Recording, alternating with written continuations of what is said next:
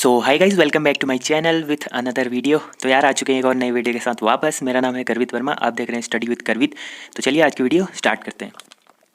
तो यार इससे पहले हमने उत्तराखंड के परीक्षावाणी जो सीरीज चल रही थी उसके 2 चैप्टर कंप्लीट कर लिए थे। आज हमारा जो नया चैप्टर है, तीसरा चैप्टर, वो है आद्य ऐतिहासिक काल। जो उत्तराखंड में आद्य ऐतिहासिक काल आता है प्रागैतिहासिक काल के बाद, या इसको वैदिक काल भी बोला जाता है। तो उत्तराखंड का जो वैदिक काल है उसका कैसा इतिहास रहा है, उसके कुछ इंपॉर्टेंट प्रश्न मैं आपके लिए लेके आया हूँ। तो बढ़ते हैं आज बिना टाइम वेस्ट किए पहले क्वेश्चन की ओर। तो हमारा आज का पहला क्वेश्चन है, उत्तराखंड का प्रथम उल्लेख किस वेद में हुआ है। ठीक है, उत्तराखंड का प्रथम उल्लेख किस वेद में हुआ है। ऑप्शन है ऋग्वेद, यजुर्वेद, सामवेद, अथर्ववेद। ठीक है, तो इसका राइट आंसर हो जाएगा ऋग्वेद में। ठीक है, ऋग्वेद में क्या हुआ, उत्तराखंड का प्रथम उल्लेख किया गया है इस वेद में। ठीक है, तो मैं सारे जितने भी ये ऑप्शन दिए हैं ना, तो A B C D करके पढ़ूंगा तो ज़्यादा टाइम वेस्ट होगा, तो मैं सीधे ऑप्शन पढ़ूंगा और सीधे आंसर बताऊंगा। ठीक है, तो आप लोग बाकी कर लेना। तो आज का नेक्स्ट क्वेश्चन है, क्वेश्चन नंबर 2। किस वेद में उत्तराखंड को देवभूमि एवं मनीषियों की भूमि कहा गया है। देवभूमि या मनीषियों की भूमि किस वेद में कहा गया है। ठीक है, तो सामवेद, अथर्ववेद, ऋग्वेद या उपयुक्त सभी। तो इसका राइट आंसर हो जाएगा ऑप्शन सी। ठीक है, ऋग्वेद में क्या कहा गया है, उत्तराखंड को देवभूमि या मनीषियों की पूर्ण भूमि कहा गया है। ठीक है, तो नेक्स्ट क्वेश्चन है, क्वेश्चन नंबर 3। निम्न में से किस पुराण में 5 हिमालयी खंडों का वर्णन किया गया है। ठीक है, जो पुराण है ना, कौन से पुराण में 5 हिमालयी खंडों का वर्णन किया गया है, जो हिमालय के 5 खंड हैं, किस पुराण में किया गया है। तो ऑप्शन है विष्णु पुराण, स्कंद पुराण, गरुड़ पुराण और उपयुक्त में से कोई नहीं। ठीक है, तो इसका जो राइट आंसर हो जाएगा ऑप्शन बी हो जाएगा। स्कंद पुराण में क्या किया गया है कि हिमालयी खंडों का वर्णन किया गया है। ठीक है, तो आज का नेक्स्ट क्वेश्चन है, क्वेश्चन नंबर 4। उत्तराखंड हेतु उत्तर कुरु शब्द का प्रयोग किस ब्राह्मण में मिलता है। ठीक है, जो ब्राह्मण होते हैं उसमें कौन से ब्राह्मण में उत्तर कुरु शब्द का प्रयोग मिलता है उत्तराखंड के लिए। ठीक है, तो ऑप्शन है शतपथ ब्राह्मण, मैत्रायणी ब्राह्मण और गोपद ब्राह्मण और ऐत्रेय ब्राह्मण। तो क्वेश्चन नंबर 4 का राइट आंसर हो जाएगा ऑप्शन डी। ऐत्रेय ब्राह्मण में क्या किया गया है, ऐत्रेय ब्राह्मण में कुरु शब्द का प्रयोग हुआ उत्तराखंड के लिए। ठीक है, तो आज का क्वेश्चन नंबर 5 है, किस ब्राह्मण में वाग देवी का निवास स्थान बद्रिकाश्रम बताया गया है। ठीक है, तो वाग देवी होती है, जो वाग देवी का निवास स्थान बद्रिकाश्रम किस उसमें बताया गया है, किस ब्राह्मण में। तो ऑप्शन है कौस्तकी ब्राह्मण, जैमिनी ब्राह्मण, शतपथ ब्राह्मण और तैतरी ब्राह्मण। तो इसका जो राइट आंसर हो जाएगा क्वेश्चन नंबर 5 का ऑप्शन ए। ठीक है, कौस्तकी ब्राह्मण में क्या बताया गया है कि वाग देवी का निवास स्थान बद्रिकाश्रम को बताया गया है। ठीक है, क्वेश्चन नंबर 6 है, किस भाषा के बौद्ध साहित्य में उत्तराखंड हेतु हिमवंत शब्द का प्रयोग मिलता है। ठीक है, हिमवंत शब्द किस बौद्ध साहित्य में किया गया है। तो ऑप्शन है प्राकृत, ऑप्शन बी है आंग्ल, ऑप्शन सी है पाली, ऑप्शन डी है मलयालम। ठीक है, तो किस भाषा में बौद्ध साहित्य, किस भाषा के बौद्ध साहित्य, मतलब कौन सी भाषा, जो कौन सी भाषा का बौद्ध साहित्य है उसमें उत्तराखंड के लिए हिमवंत शब्द का प्रयोग किया गया है, तो वो कौन सी भाषा है दिए गए ऑप्शनों में से। तो वो होगा ऑप्शन सी, पाली भाषा। ठीक है, पाली भाषा के बौद्ध साहित्य में, जो पाली भाषा में बौद्ध साहित्य होते हैं उनमें हिमवंत का प्रयोग किया गया है उत्तराखंड के लिए। ठीक है, तो आज का नेक्स्ट क्वेश्चन है, क्वेश्चन नंबर 7।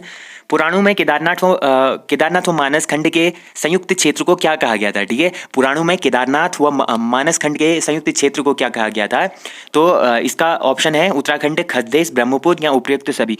तो क्वेश्चन नंबर 7 का राइट आंसर हो जाएगा उपयुक्त सभी। ठीक है, तो पुराणों में इसको केदारखंड और मानस खंड को उत्तराखंड कहा गया है, खसदेश भी कहा गया और ब्रह्मपुर भी कहा गया है। ठीक है, तो केदारखंड और मानस खंड सुनते ही लोग उत्तराखंड लगा देंगे, तो उत्तराखंड नहीं करना है, खसदेश भी इसको बोला गया है। ठीक है, पुराणों में, और ब्रह्मपुर भी बोला गया है, इसलिए इसका ऑप्शन डी क्या हो जाएगा, राइट आंसर हो जाएगा, क्योंकि उपयुक्त सभी ऑप्शन क्या है, सही है। तो क्वेश्चन नंबर 8 है, निम्न में से केदारखंड कश्मीर, जालंधर, मानसखंड व नेपाल है। केदारखंड क्या है, कश्मीर भी है, जालंधर पंजाब भी है और मानसखंड कुमाऊं भी है। ठीक है, वो नेपाल भी है। ठीक है, तो ऐसा किस में वर्णित है, ऋग्वेद में वर्णित स्थान है, या फिर ऑप्शन बी स्कंद पुराण में वर्णित 5 हिमालयी खंड हैं, या ऑप्शन सी ए व बी दोनों कथन सत्य है, ऑप्शन डी इनमें से कोई नहीं है। तो क्वेश्चन नंबर 8 का राइट आंसर हो जाएगा ऑप्शन बी। ठीक है, ऑप्शन बी क्या हो जाएगा, राइट आंसर हो जाएगा स्कंद पुराण में वर्णित 5 हिमालयी खंड। तो स्कंद पुराण है, जो स्कंद पुराण में 5 हिमालयी खंडों के बारे में जो वर्णन किया गया है, तो वो कौन कौन से हैं, कश्मीर है, जालंधर पंजाब है, मानसखंड है, नेपाल है और केदारखंड है। ठीक है, ये 5 हिमालयी खंड वर्णित किए गए हैं। ठीक है, स्कंद पुराण में। तो अगला क्वेश्चन है, क्वेश्चन नंबर 9। नंदा देवी पर्वत से कालगिरी तक के क्षेत्र को क्या कहा गया है। जो नंदा देवी पर्वत है वहां से कालगिरी तक के क्षेत्र को क्या कहा गया है। ऑप्शन ए मानसखंड, केदारखंड, पांचों खंड और उत्तराखंड। तो ऑप्शन 9, क्वेश्चन 9 का ऑप्शन हो जाएगा ऑप्शन ए, मानसखंड बोला गया है। ठीक है, तो नंदा देवी पर्वत से कालगिरी तक के क्षेत्र को क्या कहा गया है, मानसखंड कहा गया है। ठीक है, तो अगला क्वेश्चन है माया क्षेत्र से हिमालय तक के विस्तृत क्षेत्र को क्या कहा जाता है। तो जो माया क्षेत्र है, माया क्षेत्र से हिमालय तक के विस्तृत क्षेत्र को क्या कहा जाता है। ऑप्शन है जालंधर, ऑप्शन बी कश्मीर, केदारखंड और नेपाल। ठीक है, तो क्वेश्चन नंबर 10 का राइट आंसर हो जाएगा ऑप्शन सी केदारखंड। ठीक है, तो माया क्षेत्र से हिमालय तक के विस्तृत क्षेत्र को क्या कहा जाता है, केदारखंड कहा जाता है। और नंदा देवी पर्वत से कालगिरी तक के क्षेत्र को क्या कहा जाता है, मानसखंड कहा जाता है। ठीक है, अगला क्वेश्चन है क्वेश्चन नंबर 11, निम्न में से किसकी सीमाओं का विभाजन बदान क्षेत्र एवं नंदा देवी पर्वत करता है। ठीक है, किसकी सीमाओं का विभाजन करता है बदान क्षेत्र एवं नंदा देवी पर्वत। तो ऑप्शन है केदारखंड व मानसखंड का, मानसखंड व जालंधर का, या नेपाल व जालंधर का, या उपयुक्त सभी का। तो क्वेश्चन नंबर 11 का राइट आंसर हो जाएगा केदारखंड और मानसखंड का। ठीक है, ऑप्शन ही क्या हो जाएगा, राइट आंसर हो जाएगा केदारखंड और मानसखंड का विभाजन कौन करता है, बदान क्षेत्र एवं नंदा देवी पर्वत करता है। ठीक है, तो अगला क्वेश्चन है क्वेश्चन नंबर 12, निम्न में दिए गए कथनों में कौन सुमेलित नहीं है। अब इनमें से देखना है कि कौन सुमेलित नहीं है। तो ऑप्शन ए है 1515 के आसपास गढ़वाल क्षेत्र नाम अस्तित्व में आया था, मतलब जो गढ़वाल क्षेत्र का नाम था वो 1515 में अस्तित्व में आया था, ऐसा बोल रहा है। ऑप्शन बी बोल रहा है कि बद्रिकाश्रम, तपोभूमि, केदारखंड गढ़वाल क्षेत्र के प्राचीन नाम है। बद्रिकाश्रम और तपोभूमि केदारखंड गढ़वाल के क्या है, प्राचीन नाम है। और कुबेर की राजधानी अलकापुरी पिथौरागढ़ में थी। ऑप्शन डी बोल रहा है महाभारत में श्री क्षेत्र व सुबाहपुर श्रीनगर को कहा गया है। ठीक है, तो इनमें से कौन सुमेलित नहीं है, मतलब कौन सा कथन गलत है। तो ऑप्शन सी क्या हो जाएगा, गलत हो जाएगा। कुबेर की राजधानी अलकापुरी कहाँ है, पिथौरागढ़ में है, ये बिल्कुल गलत ऑप्शन हो जाएगा। अलकापुरी पिथौरागढ़ में नहीं है, ये आप कमेंट में बताना है। ठीक है, कहाँ है करके।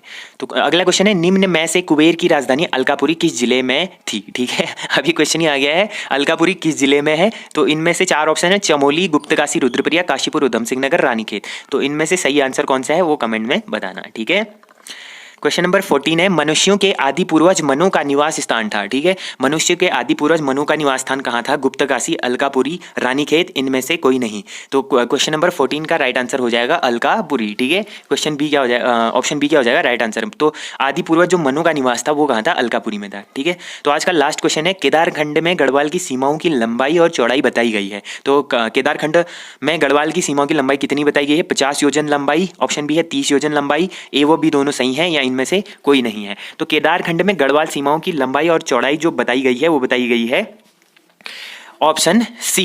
ठीक है, 50 योजन क्या है इसकी लंबाई है और 30 योजन इसकी चौड़ाई है। तो ऑप्शन सी क्या हो जाएगा, राइट आंसर हो जाएगा। तो देखते हैं नेक्स्ट क्वेश्चन। तो अगला क्वेश्चन हमारा क्वेश्चन नंबर 25, कण्वाश्रम निम्न में से किस स्थान पर है। ठीक है, जो कण्वाश्रम है वो निम्न में से किस स्थान पर है। ऑप्शन है पौड़ी, ऑप्शन है रुद्रप्रयाग, ऑप्शन सी है चंपावत, ऑप्शन डी है बागेश्वर। तो इसका जो राइट आंसर हो जाएगा क्वेश्चन नंबर 25 का हो जाएगा ऑप्शन ए। कण्वाश्रम कहाँ है, पौड़ी में है। ठीक है, तो क्वेश्चन नंबर 26 है महाकवि कालिदास ने किस ग्रंथ की रचना कण्वाश्रम में की थी। ठीक है, जो महाकवि कालिदास थे उन्होंने किस ग्रंथ की रचना कण्वाश्रम में की थी। तो ऑप्शन है ऋतु संहार, अभिज्ञान शाकुंतलम, विक्रमोर्वशी, या मालविकाग्निमित्रम। ठीक है, मालविकाग्निमित्रम। ठीक है, ऑप्शन तो इसका राइट ऑप्शन हो जाएगा ऑप्शन बी, अभिज्ञान शाकुंतलम। तो इन्होंने क्या करा था, महाकवि कालिदास ने क्या करा था, अभिज्ञान शाकुंतलम की रचना करी थी कहाँ, कण्वाश्रम में। ठीक है, अभिज्ञान शाकुंतलम जो ग्रंथ है इसमें राजा दुष्यंत और शकुंतला के प्रेम प्रसंग को दिखाया गया है। ठीक है, शकुंतला और राजा दुष्यंत के प्रेम प्रसंग को दिखाया गया है और राजा जो उनका पुत्र भरत पैदा होता है उनके बारे में भी इसमें लिखा गया है। तो और ये जो कण्वाश्रम है वो कहाँ है, मालिनी नदी के तट पर है। ठीक है, मालिनी नदी के तट पर है कण्वाश्रम। ठीक है, तो क्वेश्चन नंबर 27 है निम्न में से किस स्थान पर बसंत पंचमी के दिन मेला लगता है। बसंत पंचमी के दिन मेला किस स्थान पर लगता है, बद्रिकाश्रम, कण्वाश्रम, चौकाघाट, या ए व बी दोनों सही है। ठीक है, तो इसका जो राइट आंसर हो जाएगा क्वेश्चन नंबर 27 का ऑप्शन डी, ए व बी दोनों। मतलब बद्रिकाश्रम में भी मेला लगता है और कण्वाश्रम में भी क्या लगता है, मेला लगता है बसंत पंचमी के दिन। क्वेश्चन नंबर 28 है निम्न में से कण्वाश्रम किसके लिए प्रसिद्ध था, दुष्यंत और शकुंतला के प्रेम प्रसंग के लिए, या ऑप्शन बी है चक्रवर्ती सम्राट भरत के जन्म के लिए, ऑप्शन सी है ए व बी दोनों के लिए, इनमें से कोई नहीं। हेलो, इससे पहले मैं अभी बता चुका हूँ कि कण्वाश्रम जो फेमस है, अभिज्ञान शाकुंतलम जो है उसमें क्या चीज़ लिखी गई है। तो दुष्यंत और शकुंतला के प्रेम प्रसंग को भी लिखा गया है, चक्रवर्ती सम्राट भरत के जन्म को भी लिखा गया। तो इसका राइट आंसर हो जाएगा ऑप्शन सी। ठीक है, 28 का ऑप्शन सी क्या हो जाएगा, राइट आंसर हो जाएगा। क्वेश्चन नंबर 29 है, कण्वाश्रम किस नदी के तट पर स्थित है? ये भी मैं अभी बता चुका हूँ, मालिनी नदी के तट पर स्थित है। क्वेश्चन नंबर 30 है, गुरु विश्वामित्र और अप्सरा मेनका की पुत्री कौन थी? ठीक है, जो गुरु विश्वामित्र थे और अप्सरा मेनका थी, उनकी पुत्री कौन थी? ऑप्शन है देवकी या शकुंतला, लक्ष्मी या सरस्वती। ठीक है, तो क्वेश्चन नंबर 30 का राइट आंसर हो जाएगा ऑप्शन बी, शकुंतला। ठीक है, शकुंतला क्या थी? गुरु विश्वामित्र और अप्सरा मेनका की पुत्री थी। तो क्वेश्चन नंबर 31 है, अल्मोड़ा में यक्षों के निवास की पुष्टि कौन सा मंदिर करता है? ठीक है, जो अल्मोड़ा में यक्ष रहते थे, इसके निवास की पुष्टि कौन सा मंदिर करता है? तो ऑप्शन है कसार देवी मंदिर, ऑप्शन बी है अल्मोड़ा में नंदा देवी मंदिर, और ऑप्शन सी है जाखन देवी मंदिर, या उपयुक्त सभी। मतलब ये 3 मंदिर दिए गए हैं, या ये तीनों मंदिरों से यक्षों के निवास की पुष्टि होती है। तो क्वेश्चन नंबर 31 का राइट आंसर हो जाएगा ऑप्शन सी, जाखन देवी मंदिर से क्या पता चला है कि यक्षों के निवास की पुष्टि हुई है। ठीक है, अगला क्वेश्चन है 32, मानस खंड व कुर्मांचल किस क्षेत्र का प्राचीन नाम था? ठीक है, मानस खंड व कुर्मांचल किस क्षेत्र का प्राचीन नाम था? तो सिंपल सा क्वेश्चन है, कुमाऊं क्षेत्र का। कुमाऊं क्षेत्र को क्या कहा जाता था? कुर्मांचल कहा जाता था, या मानस खंड बोला जाता था? गढ़वाल क्षेत्र को बोला जाता था क्या? केदारखंड। ठीक है, अगला क्वेश्चन है क्वेश्चन नंबर 33, कुमाऊं क्षेत्र में किन्नर, यक्ष, नाग, गंधर्व, ठीक है, किन्नर, यक्ष, नाग, गंधर्व और किरात जाति के निवास का वर्णन किस पुराण में मिलता है, किया गया है? ठीक है, तो किन्नर, यक्ष, नाग, गंधर्व और किरात, ये जितनी भी जातियां थी, इनका उल्लेख किस पुराण में किया गया है? ब्रह्म पुराण, वायु पुराण, या ए व बी दोनों सही है, या फिर ऑप्शन डी है मत्स्य पुराण। तो क्वेश्चन नंबर 33 का राइट आंसर हो जाएगा ऑप्शन सी। ठीक है, ऑप्शन सी क्या हो जाएगा? राइट आंसर हो जाएगा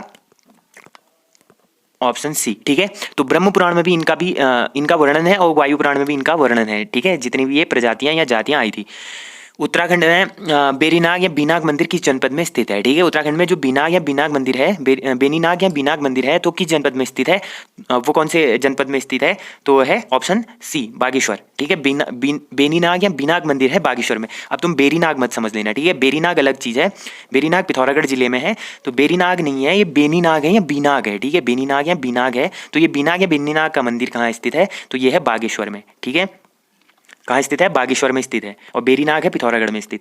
क्वेश्चन नंबर 35 है, महाभारत में किनके द्वारा सम्राट युधिष्ठिर को भारत के तीर्थ केंद्रों के बारे में जानकारी दी जाती थी? ठीक है, या दी जाती है। तो महाभारत में किनके द्वारा सम्राट युधिष्ठिर को भारत के तीर्थ केंद्रों के बारे में जानकारी दी थी? तो दी थी ऋषि धौम्या ने, या फिर महर्षि वाल्मीकि ने, या फिर ऋषि वशिष्ठ ने, या फिर कपिल मुनि ने। ठीक है, तो क्वेश्चन नंबर 35 का राइट आंसर हो जाएगा ऑप्शन ए, ऋषि धौम्या ने। ठीक है, ऋषि धौम्या ने जानकारी दी थी। तो क्वेश्चन नंबर 36 है, निम्न में से किसकी सीमाओं का विभाजन बधान क्षेत्र एवं नंदा देवी पर्वत करता है? ठीक है, बधान क्षेत्र और नंदा देवी पर्वत किसकी सीमाओं का विभाजन करता है? तो क्वेश्चन नंबर 36 का राइट आंसर हो जाएगा ऑप्शन ए, केदारखंड और मानस खंड का। सिंपल सा क्वेश्चन है, पहले भी कर चुके हैं। तो केदारखंड व मानस खंड का क्या करता है? विभाजन करता है। ठीक है, कौन? बधान क्षेत्र एवं नंदा देवी क्षेत्र। तो अगला क्वेश्चन है, मानस खंड के अनुसार किस स्थान पर शिव की तपस्या करने के पश्चात कार्तिकेय का जन्म हुआ था? तो कौन से क्षेत्र पर शिव की तपस्या करने के पश्चात कार्तिकेय का जन्म हुआ था? तो ऑप्शन है रुद्रप्रयाग, ऑप्शन है गोपेश्वर, या जागेश्वर धाम, या रानीखेत। तो क्वेश्चन नंबर 37 का राइट आंसर हो जाएगा ऑप्शन सी, जागेश्वर धाम। ठीक है, जागेश्वर धाम में तपस्या करने के बाद कार्तिकेय का जन्म हुआ था। तो क्वेश्चन नंबर 38 है, किस पर्वत के नाम पर मानस खंड को कुर्मांचल कहा गया है? तो कौन से पर्वत के नाम पर मानस खंड को कुर्मांचल कहा गया है? तो ऑप्शन है नील पर्वत, कांतेश्वर पर्वत, खेट पर्वत, या नंदा देवी पर्वत। ठीक है, ये पर्वत होगा लास्ट वाला। ठीक है, तो 38 का आंसर हो जाएगा, 38 का राइट आंसर हो जाएगा कांतेश्वर पर्वत। कांतेश्वर पर्वत के नाम पर क्या कहा गया? मानस खंड को कुर्मांचल कहा गया है। तो 39 क्वेश्चन है, पौराणिक कथाओं के अनुसार भगवान विष्णु का कच्छावतार किस पर्वत पर हुआ था? तो उनका जो कच्छावतार हुआ था किस पर्वत पर? वो हुआ था कांतेश्वर पर्वत, या बिल्बू पर्वत, या दुनागिरी पर्वत, या नंगा पर्वत। तो ये 4 ऑप्शन है। तो क्वेश्चन नंबर 39 का जो राइट आंसर हो जाएगा कांतेश्वर पर्वत। तो कांतेश्वर पर्वत में क्या हुआ था? इनका कच्छावतार हुआ था। ठीक है, कच्छावतार। ठीक है, तो क्वेश्चन नंबर 40 है, क्वेश्चन नंबर 40, राजकुमारी ईश्वरा का लेख किस स्थान से मिलता है? ठीक है, किस स्थान से इनका लेख मिलता है राजकुमारी ईश्वरा का? तो option A Mana, option B Sirauli, option C Lakhamandal, option D Kalsi. ठीक है, तो क्वेश्चन नंबर 40 का राइट आंसर हो जाएगा ऑप्शन सी, लाखामंडल। तो लाखामंडल से क्या मिलता है? राजकुमारी ईश्वरा का अभिलेख प्राप्त होता है। ठीक है, तो बढ़ते हैं अगले क्वेश्चन की ओर। अगला क्वेश्चन हमारा, किसने गढ़वाल शब्द उत्पत्ति के बारे में कहा कि इस क्षेत्र में बहने वाली छोटी छोटी नदियां या गाढ़ों से गढ़वाल शब्द बना है? तो ये किसने कहा था कि छोटी छोटी जो नदियां हैं या गाढ़ हैं उनसे गढ़वाल शब्द बना है? तो ऑप्शन है हरिदत्त भट्ट शैलेश, या राहुल सांकृत्यायन, या फिर हरिकृष्ण रतूड़ी, या मोलाराम। ठीक है, तो ये किसने बोला था? ये बोला था ऑप्शन तो ये किसने बोला था कि छोटी छोटी नदियां या गाढ़ों से गढ़वाल शब्द बना है? तो ये बोला था आपका हरिदत्त भट्ट शैलेश ने। ठीक है, हरिदत्त भट्ट शैलेश ने क्या बोला था कि छोटी छोटी नदियों और गाढ़ों से मिलकर क्या बना है? गढ़वाल शब्द बना है, ऐसा बोला था। ठीक है, अगला क्वेश्चन है, उत्तराखंड में वह स्थल जहां यमुना व टॉन्स का संगम होता है और जिस क्षेत्र से प्राप्त अभिलेख को सर्वप्रथम जेम्स प्रिंसेप ने पढ़ा था वह किस नाम से जाना जाता है। ठीक है, वह कौन सा स्थल है जो यमुना और टॉन्स का संगम भी है और वहां से अभिलेख मिला था जिसको जेम्स प्रिंसेप ने पढ़ा था। तो ऑप्शन है डाक पत्थर या कालसी या बैजनाथ या त्यूनी। ठीक है, तो क्वेश्चन नंबर 2 का ऑप्शन हो जाएगा, आंसर हो जाएगा कालसी। ठीक है, कालसी से क्या हुआ था, अभिलेख मिला था जिसको जेम्स प्रिंसेप ने पढ़ा था और यहाँ पर क्या होता है, यमुना और टॉन्स नदी का संगम भी होता है। ठीक है, कालसी। कालसी कहाँ है, दून में है। ठीक है, देहरादून में क्या है, कालसी है। ठीक है, ऑप्शन क्वेश्चन नंबर 3 है, किस जनपद के हिमयाण पट्टी में स्थित ऐसा पर्वत जिसमें गुरु वशिष्ठ ने निवास किया था उसके पुरावशेष वशिष्ठ कुंड एवं वशिष्ठ गुफा आज भी मिलते हैं। तो वशिष्ठ कुंड और वशिष्ठ गुफा आज भी मिलते हैं जहाँ किसने, गुरु वशिष्ठ ने निवास किया था। तो ऑप्शन है उत्तरकाशी, टिहरी, चमोली, हरिद्वार। तो क्वेश्चन नंबर 3 का राइट आंसर हो जाएगा ऑप्शन बी, टिहरी। टिहरी में क्या है, वशिष्ठ कुंड है, वशिष्ठ गुफा है, वशिष्ठ गुफा है। ठीक है, तो क्वेश्चन नंबर 4 है, गढ़वाल का वह क्षेत्र जो प्राचीन विद्यापीठ था और जिसके नाम पर कोटद्वार का नाम परिवर्तित कर रखा गया है। ठीक है, तो गढ़वाल का वह कौन सा विद्यापीठ है जिसके नाम पर कोटद्वार का नाम परिवर्तित कर दिया है। तो बद्रिकाश्रम, कोट्टापाल और कण्वाश्रम या ऊखीमठ। तो क्वेश्चन नंबर 4 का राइट आंसर हो जाएगा ऑप्शन सी, कण्वाश्रम। कण्वाश्रम एक विद्यापीठ हुआ करता था जिसके नाम पर अब कोटद्वार है। कण्वाश्रम को क्या बोलते हैं, आप कोटद्वार बोलते हैं। ठीक है, क्वेश्चन नंबर 5 है, असंगत कथन का चयन कीजिए। तो इसमें से कौन सा कथन असंगत है या गलत है। तो ऑप्शन ए है, कल्पनाथ व देवप्रयाग में गुफाओं के अंदर दीवारों पर लेख मिले हैं। ठीक है, जो कल्पनाथ और देवप्रयाग में जो गुफाएं हैं उनके अंदर दीवारों पर क्या मिला है, लेख मिला है। ऑप्शन बी है, राजकुमारी ईश्वरा के लेख अनुसार यमुना उपत्यका के जो राजकुमारी ईश्वरा है इनके लेख के अनुसार यमुना उपत्यका में यदुओं का शासन था। ठीक है, जो यमुना उपत्यका है उसमें क्या था, यदुओं का शासन था, राजकुमारी ईश्वरा के लेख के अनुसार ये बोला गया है। ऑप्शन सी है, मोरध्वज कोटद्वार में 3री सदी के मुद्रा लेख प्राप्त हुए हैं, या फिर अल्मोड़ा सिक्के चंद्रवंश से संबंधित हैं। ठीक है, तो साफ साफ पता चल रहा है इसका क्वेश्चन नंबर 5 का ऑप्शन डी क्या है, रॉन्ग है। अल्मोड़ा सिक्के चंद्रवंश से संबंधित है, ये बिल्कुल गलत हो जाएगा। अल्मोड़ा सिक्के किनसे संबंधित है, वो है कुनिंद से। ठीक है, कुनिंद शासकों से क्या है, अल्मोड़ा सिक्के संबंधित है। ठीक है, क्वेश्चन नंबर 6 है, निम्न सिक्कों में शिवदत्त, शिवपालित, हरिदत्त के नाम लिखित हैं। अल्मोड़ा सिक्कों में या चंद सिक्कों में या पंवार सिक्कों में या इनमें से कोई नहीं। तो किसमें हो जाएगा, अल्मोड़ा सिक्कों में किनका नाम उल्लेखित है, शिवदत्त, शिवपालित, हरिपालित और इनका। ठीक है, शिवदत्त, शिवपालित, हरिदत्त। ठीक है, इनका नाम किसमें है, अल्मोड़ा सिक्कों में उल्लेखित है। तो अगला क्वेश्चन हो जाएगा, बाड़ाहाट त्रिशूल लेख में किस लिपि का प्रयोग हुआ है। ठीक है, तो बाड़ाहाट त्रिशूल लेख है उसमें किस लिपि का प्रयोग हुआ है। तो ऑप्शन है देवनागरी, शंख लिपि या पाली लिपि या इनमें से कोई नहीं। तो बाड़ाहाट का जो त्रिशूल लेख है उसमें कौन सी लिपि का प्रयोग हुआ है, तो वो लिपि का प्रयोग हुआ है शंख लिपि का। ठीक है, शंख लिपि का प्रयोग किसमें हुआ है, त्रिशूल लेख में, बाड़ाहाट के। तो मुनि की रेती व सुमाड़ी से प्राप्त मुद्राएं हैं। तो मुनि की रेती और सुमाड़ी से प्राप्त मुद्राएं हैं। तो कौन सी मुद्राएं प्राप्त हुई हैं मुनि की रेती और सुमाड़ी से, तो वो प्राप्त हुई हैं ऑप्शन ए, कुषाणकालीन। ठीक है, कुषाणकालीन मुद्राएं प्राप्त हुई हैं किससे, मुनि की रेती और सुमाड़ी से। तो अगला क्वेश्चन है क्वेश्चन नंबर 9, निम्न में से मूर्ति पीठिका लेख कहाँ से प्राप्त हुए हैं। ठीक है, तो मूर्ति पीठिका लेख कहाँ से प्राप्त हुए हैं, कोलसारी से, देवलगढ़ से या कोलसारी देवलगढ़ दोनों से या इनमें से कोई नहीं। तो क्वेश्चन नंबर 9 का राइट आंसर हो जाएगा ऑप्शन सी। ठीक है, इन दोनों स्थानों से क्या हुआ है, मूर्ति पीठिका लेख प्राप्त हुए हैं, कोलसारी से भी, देवलगढ़ से भी।